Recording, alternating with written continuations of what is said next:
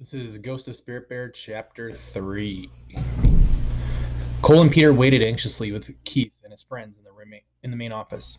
You guys squeal on us, you're roadkill, Keith said. Cole and Peter ignored him. 10 minutes passed before the principal walked in. So what happened? She asked, handing some paperwork to the secretary. Nothing, Keith said. We were just minding our business, and these two started calling us names. They came over and shoved us. We were just defending ourselves. The principal turned to Cole and Peter. Is that what happened? Keith shot Peter a menacing look. Trembling, Peter nodded. Is that what happened? She asked again, looking at Cole. Cole hung his head, refusing to answer.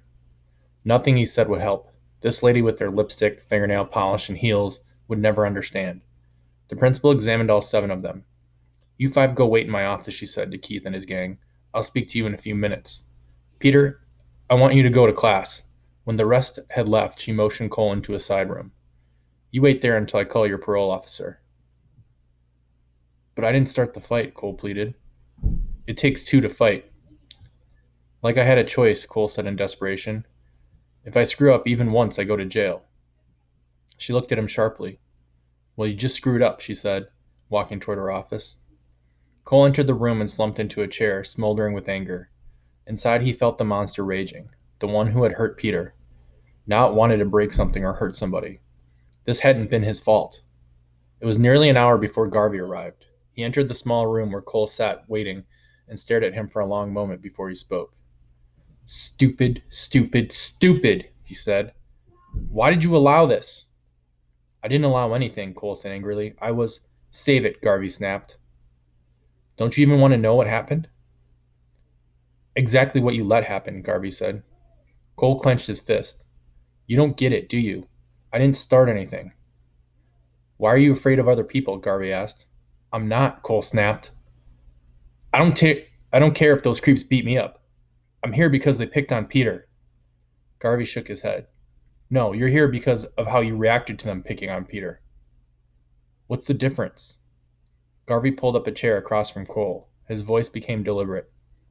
The bullies picking on you this morning is something that happened outside your body. Duh.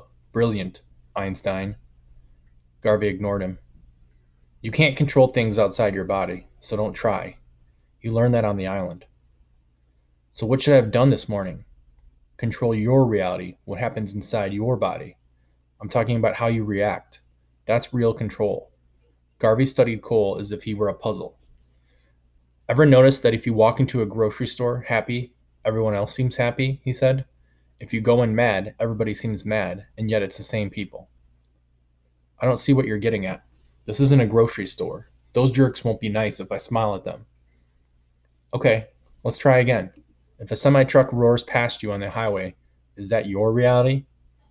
I suppose, Cole allowed. No, Garvey challenged. If you choose to step in front of that semi, you create one ugly reality for yourself. If you choose to wave to the driver, that creates a whole different reality. Either way, the truck just passed by you. How you react creates your real reality. You're not here this morning because of what some bully did. You're here because of how you reacted to the bullies. Don't you see? I didn't have any choice, Cole insisted. By fighting back, you gave them the control and power they wanted, Garvey stood. Stand up, I want to show you something. When Cole rose, Garvey shoved him back into his chair. I'm pretty strong, aren't I? He said, smiling. You just surprised me. Okay, stand up again. Hesitantly, Cole stood. Are you stronger than me? Garvey challenged. Cole shrugged. Let's find out. Go ahead, push me. I'm not going to hurt you, Cole said. Believe me, you won't hurt me, Garvey said. I raised 2 teenage daughters. Go ahead, shove me. Cole shoved. When he did, Garvey backed up and Cole hardly touched him. That was lame, Garvey taunted. Shove like a man. Angrily, Cole shoved harder. Again, Garvey backed away, only this time he put a foot and tripped Cole. At the same time, he jerked on Cole's arm, sending him sprawling to the floor. Why'd you do that? Cole demanded, scrambling to his feet. You tell me, Garvey said. You're the strong, macho guy who says he's going to protect Peter. Shoot, you can't even protect yourself. Look who ended up on the floor. Don't you see? When I shoved you, you resisted me, which made me stronger. So what's your point? When you shoved me, I backed away from you, which took away your strength and threw you off balance. I can never have tripped you if you hadn't tried to shove me first. I used your strength to beat you. Cole stared sullenly at Garvey as he sat down. Garvey shook his head. You know better than anyone that kids like Keith are the most insecure students in school. I didn't make that up. That's just a simple fact. They're not stronger than you. Cole rubbed at his neck. So tell me exactly what I should have done this morning. I have to protect Peter, but if I fight again, the circle won't give me another chance. The circle doesn't mind you fighting, but don't use your fists. I can't just sit down on the ground. Garvey shrugged. Actually, sitting on the ground might have helped. What satisfaction would you get from kicking or beating up somebody who's not fighting back? My guess is you wouldn't be here right now. No, I'd be in the nurse's office, Cole said. You're dead wrong. I always used to beat up kids who wouldn't fight back. When the bear attacked you, did you fight back? Cole nodded. Did it help? Cole shook his head, remembering how fighting back could only anger the big creature. When did the spirit bear let you touch him? When I was gentle, but here nobody trusts me. Trust has to be earned one person at a time, one day at a time. You've changed, but you have to decide what you're going to do around people who haven't changed. It's hard without the pond, the totems, and our ancestor rocks. I feel helpless. The weathered creases on Garvey's face looked chiseled as he pointed to his head. The real ponds, totems, and ancestor rocks are up here now. You have total control. Cole gave up arguing. So what happens now? Thursday evening, the circle meets with you again, Garvey said, referring to the community members who had originally decided Cole's fate when he applied for circle justice before going to the island. Now they'll decide if your banishment worked. Will I go to jail for what happened today? Cole asked. Garvey shrugged. It depends. You had it easy on the island, with nobody in your face. Garvey wrapped his fingers on the table. I went through banishment at your age and thought it was successful until I returned home, and then everything went to hell. I wasn't strong enough to keep the peace I found on the island. Surviving up there turned out to be the easiest part. Why were you sent to the island? Garvey didn't answer. He looked at his watch. Hey, I have to go. I'll talk to your principal about this morning, and I'll see you at Circle on Thursday evening.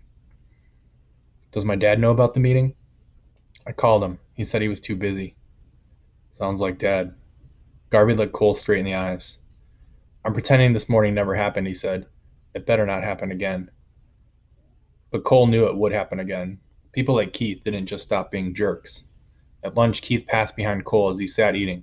You're dead meat, he whispered. 2 tables away, Cole recognized the thin, brown-haired girl who had been called a slut the morning before. She sat with her head lowered, trying to ignore 2 girls who crowded her from both sides, laughing as they grabbed french fries from her plate. Without thinking, Cole walked over. Knock it off, he said. The girls moved away, making snide faces. The thin girl looked up at him fearfully. Those girls are jerks, Cole said. So are the idiots that picked on you this morning, she said. Did you see that? Cole asked, sitting down. She nodded. Why were they picking on you? I guess I kind of have a reputation. How about you? Why were those girls picking on you? They don't need a reason. A loud bell signaled the end of the school day. Cole met Peter outside, glad the second day of school had ended. Hey, what happened after I left this morning? Peter asked. The principal called Garvey. Was he mad? He wasn't happy, Cole said. How was your day? I kept getting shoved in the hallway. Every time Eddie saw me, he knocked the books out of my hands. Keith told me I was dead meat. Peter grew thoughtful. This sounds funny, but I think I was a little to blame for you beating me up. What are you talking about? I was a doormat, Peter said. I always let people walk on me. But you stand up for yourself more than you used to, Cole said, remembering Peter defying his mother and father. That's true, Peter said. Hey, are you up for carrying our ancestor rocks again? Cole hesitated. Isn't there a better way? Are you scared? I'm scared of getting in trouble before the circle meets, Cole said. But if you really want to, okay. It was a quick walk to the abandoned building. Cole paused outside. Hey, Peter, when we carry the bowling balls today, we have to think about our ancestors and about our past. Peter agreed, and we have to pretend we're dropping our anger away. Glancing around, they slid inside and waited for their eyes to adjust to the dim light.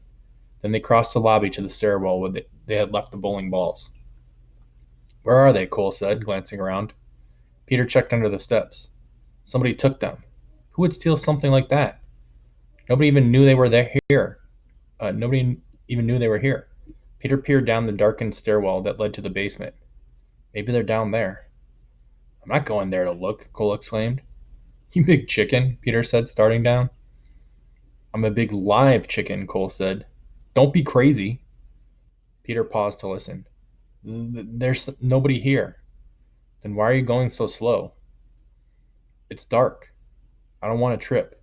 Peter descended cautiously into the darkness. I don't like this, Cole called down. I found them, Peter called back, returning up the stairs with his bowling ball. They were on the bottom step. Where's mine? Go get your own. Cole tiptoed down, grabbed his ball, and rushed back up. This place really gives me the creeps. I'm out of here. I think we should still carry our ancestor rocks, Peter said stubbornly. I wonder if some mass murderer is hiding upstairs waiting to attack us, Cole said. Cole tried to sound like he was kidding. Peter headed up the stairs on his own. Wait here if you don't dare. Reluctantly, Cole followed. Don't forget to think about your ancestors. As he climbed, Cole reminded himself of all the generations of people who had lived and died before him to create his life. Just as he had on the island, he thought of the events that made him who he had become, the beatings by his father, all the fights at school, the arrests, the circle meetings, going to the island, the mauling, discovering beauty and forgiveness, and now being here with Peter. And then Cole thought about his own future. He still hadn't seen or heard anything from his father. Floor by floor, they worked their way up. Suddenly, Peter stopped. I heard something. Cole paused. It's your imagination, he said, passing Peter on the stairs. Now who's chicken? He led the rest of the way to the top. Okay, let's drop these things and get out of here. Carefully, Peter balanced his ball on the broken window. We have to remember we're getting rid of our anger, he said, then shoved hard. Cole looked out in time to see the impact, and then he gave his own ball a heave. As he watched it plummet down, his anger at Keith still smoldered.